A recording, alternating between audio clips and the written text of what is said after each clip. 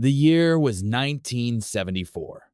In the heart of China's Shaanxi province, the land near Xi'an stretched out under a pale, hazy sun.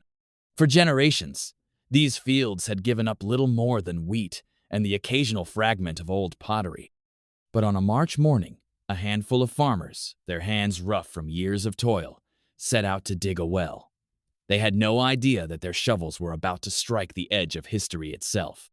As they worked, sweat and dust clinging to their faces, a strange sound echoed up from the earth, a dull, hollow thud, unlike the usual resistance of stone or the softness of soil. Curiosity took hold. They dug deeper, the scent of damp earth thick in the air, until something hard and unyielding emerged.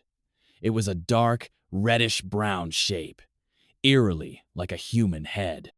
The farmers stared, hearts pounding. This was no ordinary find.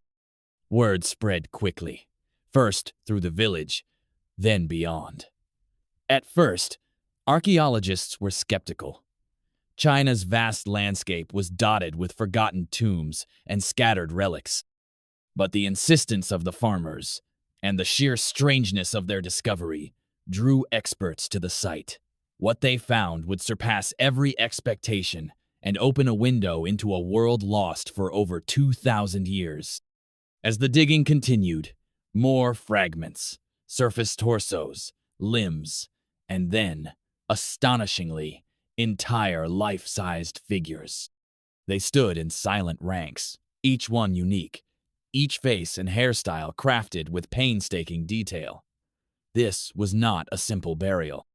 It was a vast necropolis, an underground empire built to serve its ruler in the afterlife. Pit after pit revealed thousands of these terracotta warriors, along with chariots and horses, all facing east, the direction of the lands once conquered by their emperor. Each warrior stood tall, nearly 6 feet on average, and no two were exactly alike. Some bore the stern expressions of seasoned veterans. Others looked young, almost eager. Their uniforms, now faded to the color of earth, had once been painted in brilliant reds, blues, greens, and yellowsite that, in its prime, must have dazzled the eye. But who was the man behind this colossal vision? His name was Qin Shi Huang, the first emperor of China. Born Yingzheng, he rose from the chaos of warring states to unite China in 221 BC, forging a new era of centralized power. His rule brought sweeping changes. The first version of the Great Wall, a standardized system of weights and measures, and a relentless drive to control every corner of his empire. Yet his reign was also marked by harsh crackdowns, the burning of books, and a desperate search for immortality. Qin Shi Huang believed that even in death, his rule would continue. The Terracotta Army was his answer of force to guard him for eternity. If you're enjoying this story, don't forget to like and subscribe for more stories that bring history's greatest mysteries to life. As years of excavation passed, the scale of the project became clear. More than 700,000 laborers had worked for decades, not only sculpting the warriors but building an entire underground complex. The process was a marvel of organization. Sculptors shaped the bodies, while skilled artisans carved the faces, armor, and hairstyles. Each piece was fired in massive kilns, then assembled and painted. The sheer human effort and technical skill required spoke to the emperor's absolute power and to the ingenuity of ancient China. Yet beneath the wonder, darker stories lingered. Ancient texts whispered of mass executions, carried out to keep the tomb's secrets safe. Some said the site was rigged with traps and rivers of mercury to ward off intruders.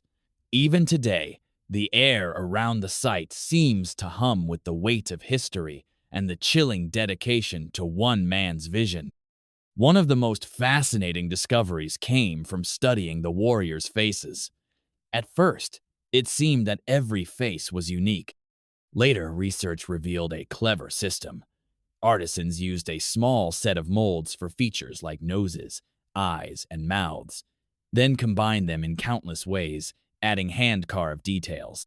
This allowed for the rapid creation of thousands of figures, each with its own personality, a remarkable feat of ancient mass production.